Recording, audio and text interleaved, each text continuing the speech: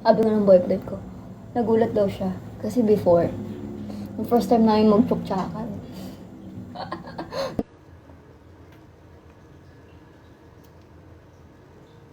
Ay, mag-ano na ako, mag-wash na ako ng face. Wash na ako. Ang mukha ay fresh.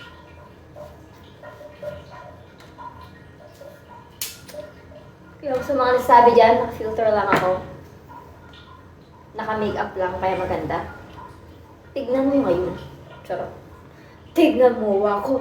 Charot.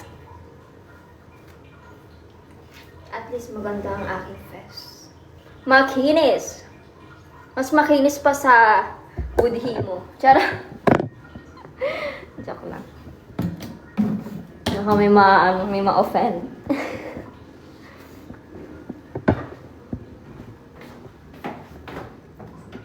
Nagulo tuloy yung hair ko.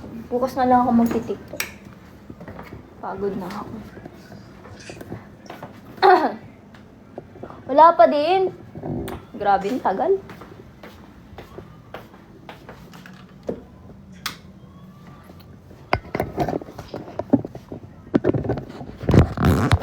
Nandito na ulit tayo sa ano. Perlas ng silangan. Umano na naman ang ano. Ganun.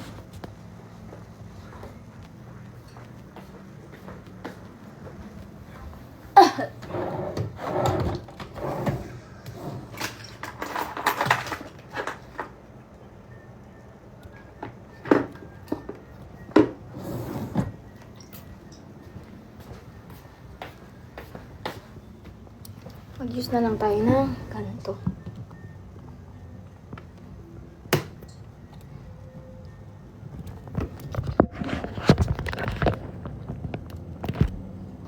Bakit parang ganyan?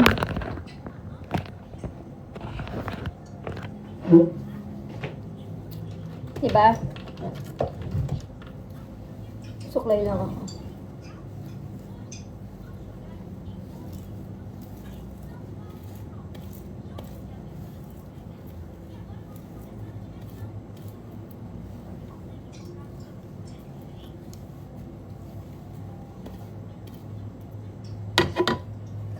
Kamukha. Lahat si Sash na ngayon, yung kapatid niya na.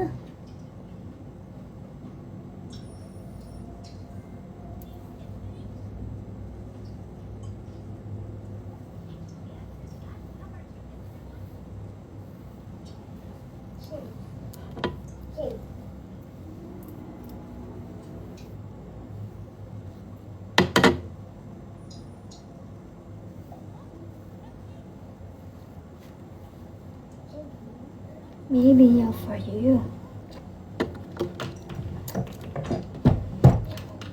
Christmas party nga din ng anak ko, nag-solicit ba ako sa inyo? Hindi naman ah. Ba't magsusolicit kayo sa akin?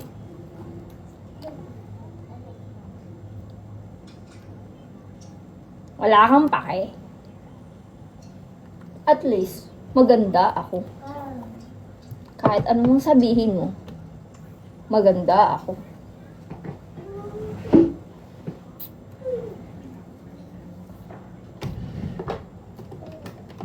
Flat man ako, at least, maganda ako.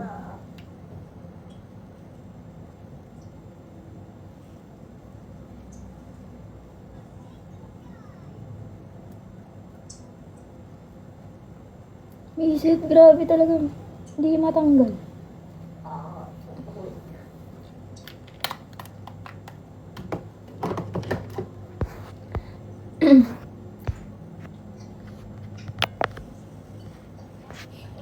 Pero mas sexy ka kay Sash na. Ay, talaga ba? Retoke ata yun. Oh, feeling ko din retoke na si Sash na. Ayaw niya lang talaga aminin, no? Mayabang ka daw po. Okay lang. May ipagyayabang naman ako. Mayabang man ako. May ipagmamayabang naman ako. Isa naman magyabang ako. Tapos wala naman pala ako ipagyayabang, di ba? Kaya nga, biglang lumaki yung ano niya. Tapos sabi niya, may iniinom lang daw siya. Ayaw niyo aminin, no? Basta ako, workout lang. Masaya na ako dun.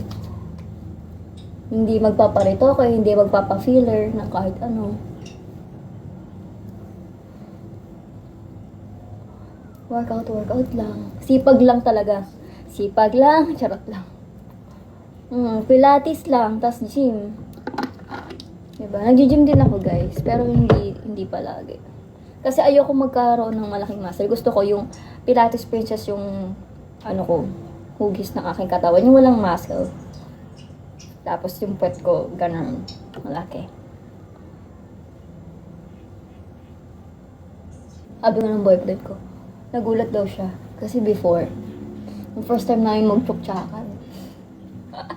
Nagulat daw siya kasi daw, ang payat-payat ko. Tapos, pagka ganyang laki daw ng puwet pakis ko, pati yung dibdib ko. Hindi nyo lang nakikita ngayon kasi syempre, maluwag ang dabit ko. Pero kapag ginanon dip ng kamay, di ba? Doon mo malalaman. Though, hindi naman na siya sobrang lusog, hindi na siya sobrang tayo. Kasi nga, alam mo yun, breastfeed ako. Pero malalaman niya ng kamay niya. Kasi, mapayat ako eh. Hindi lahat ng ganito kapayat may aabot ng B or C, di ba? Karamihan ng payat talaga A lang. Yung parang nipple lang, walang laman, ganun. Yung parang dibdib lang na may konting jutong, ganun. Eh ako, hindi naman ako ganun. Kasi syempre, sobrang payat. Kung makikita nyo, ganito lang yung ko. Yun natin. Ganyan lang ako. Tapos, may makakapa siya, di ba? Syempre, in-expect niya, parang wala, parang pader lang, ganun. Pero hindi, may nasakop yung kanyang kamay. Hindi siya sobrang laki, hindi ako sobrang laki, pero, hindi rin naman maliit to, hindi rin naman wala, hindi ganun. Meron naman kahit paano. Wala. Anong 48? 42 lang ako, be. 48 pinagsasabi mo.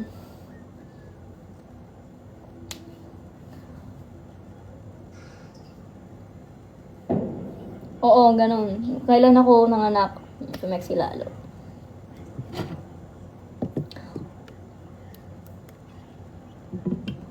Mataas ng 48, 42 lang ako. 50 nga ako nung buntis ako eh. Tapos nung pagkapanganak ko, naging 47 na lang ata ako, 48. Tapos naging 45. Tapos nag-workout pa ako nung nag-workout, naging 42 na lang ako. Mataas ang 48, be. 42 lang ako. Yung bewang ko is 21 lang. Pag busog, 22. Pag nakakain na. Pag busog pala, 23. Pag nakakain na, 22. Ayan. Pero pagkagising sa umaga, yun yung totoong waistline mo. 21 lang ako, be.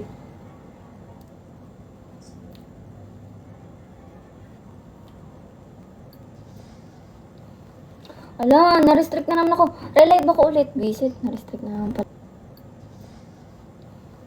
Ala, na-restrict na naman ako. Relive ako ulit. Visit, na-restrict na naman palagi. Pinapakita ko ba yung skincare ko? Ano daw? Mag-add daw ako ng product. Gago.